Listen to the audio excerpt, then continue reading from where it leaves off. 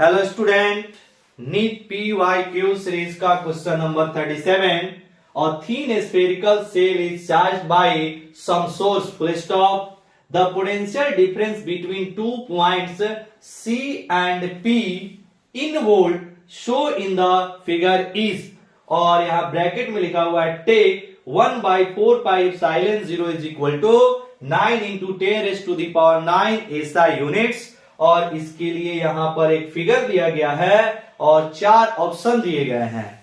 और ये जो आपके क्वेश्चंस हैं वह आपका नीट 2024 में आया हुआ क्वेश्चन है। बहुत ही इजी क्वेश्चन है, इलेक्ट्रोस्टैट से लिए गए क्वेश्चन है। आइए इस क्वेश्चन को समझते हैं। यहां पर एक थीन स्फेरिकल सेल है जो 1 माइक्रो कूलम तक चार्ज किया गया है और इसकी जो रेडियस दिया गया है वह 3 सेंटीमीटर है। और हमें बताना है पॉइंट C और पॉइंट P के बीच की जो पोटेंशियल डिफरेंस है वो कितनी होगी। क्लियर?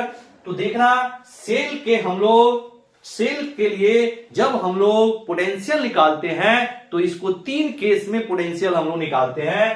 पहला सेल के अंदर, उसके बाद सेल के सरफेस पर और सेल के बाहर। क्लियर?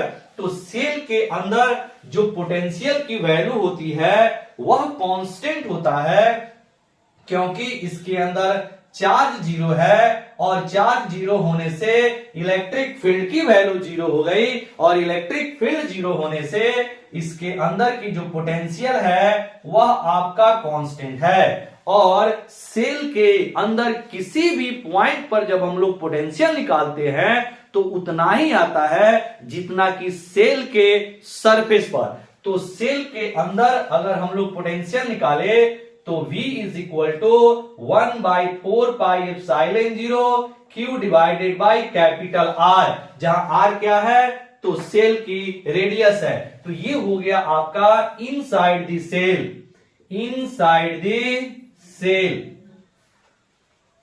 और इसके सतह पर भी इतना ही होगा, V is equal to 1/4πε0 Q divided by capital R।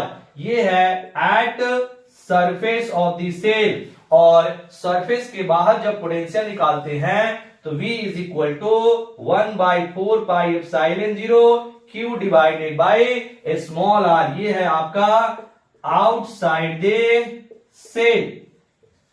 मतलब अगर हमें अब पोटेंशियल डिफरेंस अगर C और P के बीच के निकालना है तो समझना C कहां है, सेल के अंदर है, और P कहां है, सेल के सरफेस पर है। तो दोनों सेल के सरफेस पर और सेल के अंदर पोटेंशियल की वैल्यू क्या होती है, सेम होती है। तो अगर हम लोग यहां पर देखें तो VC और VP की जो पोटेंशियल होगी वह सेम होगी। तो जब पोटेंशियल सेम हो गया तो इसकी जब आप डिफरेंस निकालेंगे तो वैल्यू कितनी आएगी, 0 आएगी। क्योंकि सेल के अंदर किसी भी पॉइंट पे, C नहीं, किसी भी पॉइंट पे कहीं पर भी निकालेंगे तो पोटेंशियल जो होता है वह आपका सेम ही रहता है, कांस्टेंट रहता है। और किसके इक्वल होता है, जितना कि सेल के सरफेस पे होता है। क्लियर? अब इसके लिए हम लोग ग्राफ जब प्लॉट करते हैं तो ग्राफ कुछ इस तरह से आता है। मान लीजिए ये आपका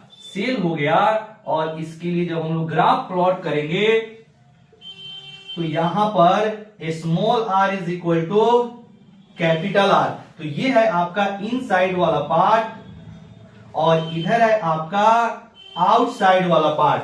तो इनसाइड में मतलब सेंटर से लेके सरफेस तक किसी भी पॉइंट पे अगर आप पोटेंशियल निकालेंगे तो ये वैल्यू कांस्टेंट रहता है। और ये value V is equal to 1/4πε0 Q divided by capital R के बराबर होता है। ठीक? अब सेल के सरफेस से जब बाहर जाते हैं तो पोटेंशियल की वैल्यू धीरे धीरे घटते चली जाती है, यानी potential is inversely proportional to R।